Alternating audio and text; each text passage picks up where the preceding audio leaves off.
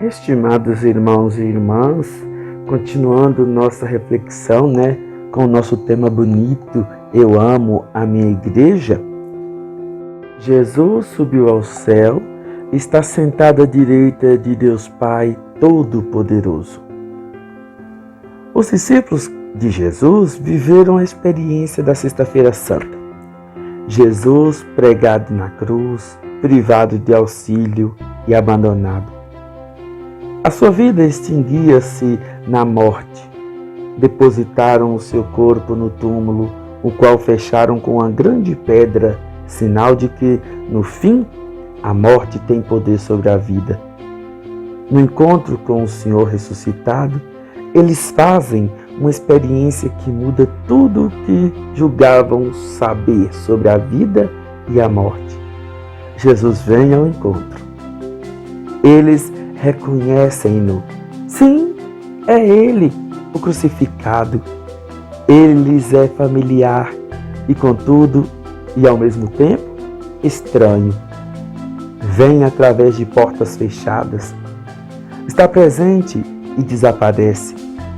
Não podemos detê-lo.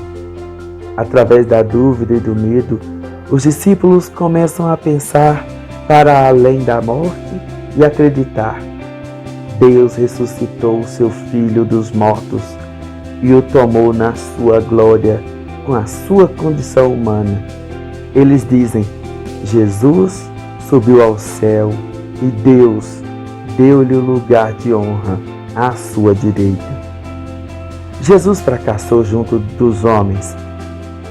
Os seus não o receberam, mas Deus ressuscitou e acolheu-o.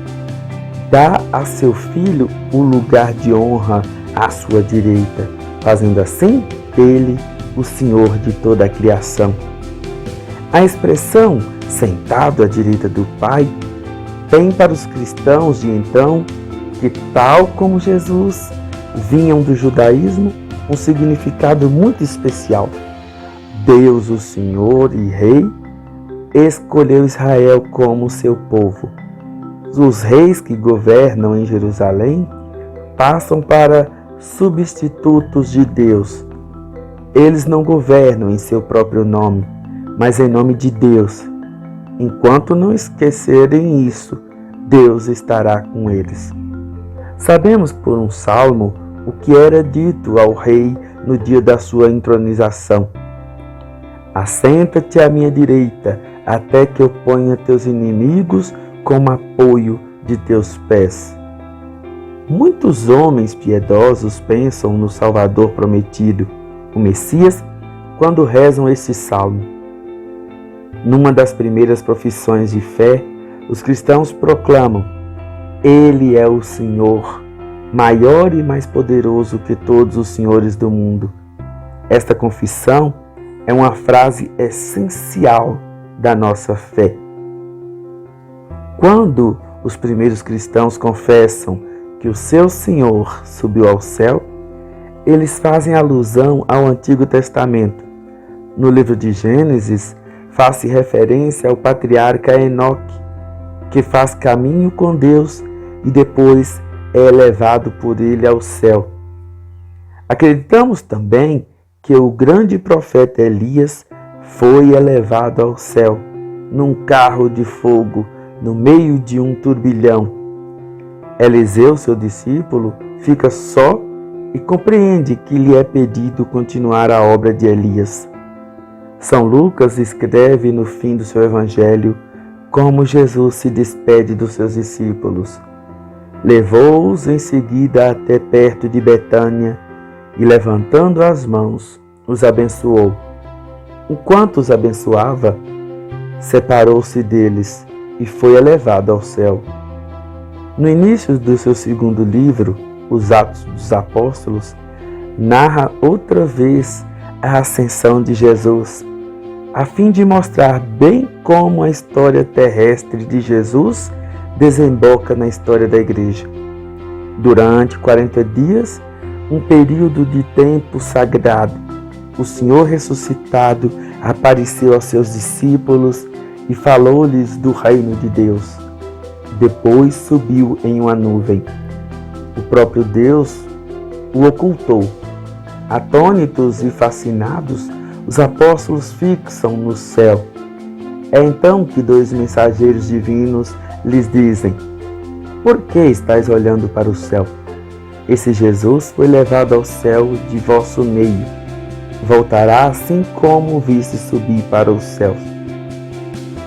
Os apóstolos compreendem que cabe-lhes agora, mandados por Jesus, proclamar o Evangelho, curar os doentes, perdoar os pecados, exorcizar os espíritos malignos e despertar a esperança. Meus irmãos, minhas irmãs, subiu ao céu, ou seja, a ascensão, não se trata de uma mudança de lugar no domínio do nosso mundo, mas da entrada do homem Jesus de Nazaré no domínio celeste, de onde ele vem. Os Atos dos Apóstolos é o segundo livro do Evangelho de São Lucas. Relata as obras dos apóstolos que preenchem a missão do ressuscitado. Eles anunciam-no como o Messias, o crucificado e o ressuscitado. Fundam as comunidades, têm sucesso e são perseguidos. A primeira parte fala sobretudo de Pedro, o primeiro dos apóstolos, e de João. Eles agem, antes de tudo, na comunidade cristã de Jerusalém. A segunda parte é consagrada ao missionário dos pagãos, Paulo de Tarso.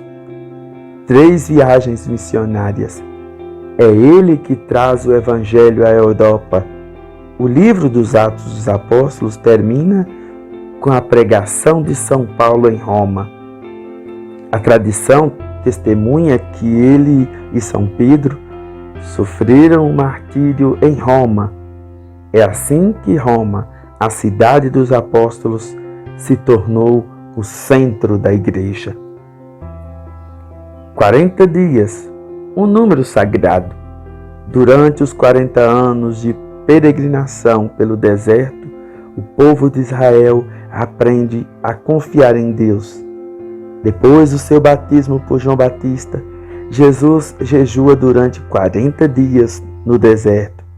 Ele está agora seguro da sua missão e pode começar a sua vida pública. A igreja respeita o testemunho de São Lucas, celebra a Ascensão 40 dias depois da Páscoa.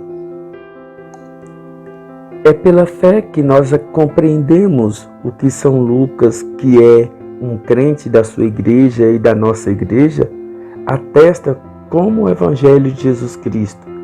Jesus fez-se homem a fim de que sejamos libertos de tudo o que nos separa de Deus. É por nós, homens, que ele viveu e morreu. Deus o ressuscitou e o colocou à sua direita. Isso significa que Jesus não é mais visível nem mais palpável junto dos seus. Eles não podem mais vê-lo diretamente, tocá-lo, nem interrogá-lo como quando estava conosco.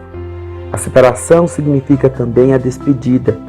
São João transmite-nos no seu Evangelho discursos de despedida. São palavras do Senhor nas quais os discípulos encontram respostas de consolação. Não perturbe vosso coração. Credes em Deus, credes em mim também. Na casa do meu Pai há muitas moradas. Se assim não fora, eu vos teria dito, pois eu vou preparar-vos um lugar. Quando tiver ido preparar um lugar para vós, voltarei novamente e vos levarei comigo, para que onde eu estiver, estejais também vós. Se me amais, disse Jesus, guardareis meus mandamentos. Rogarei ao Pai e Ele vos dará outro Paráclito, que está convosco para sempre, o Espírito da verdade.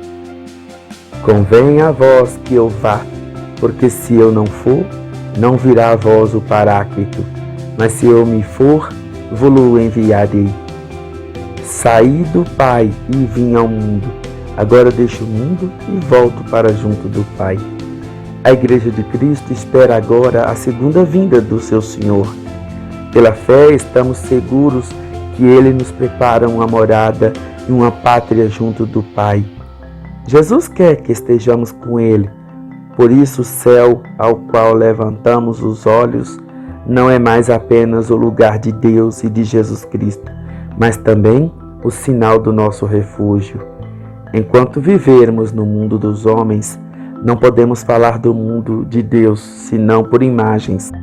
Somente quando percorrermos o caminho de Jesus, através da morte e do túmulo, é que nossos olhos se abrirão em nossa própria manhã de Páscoa, e assim veremos o nosso Senhor.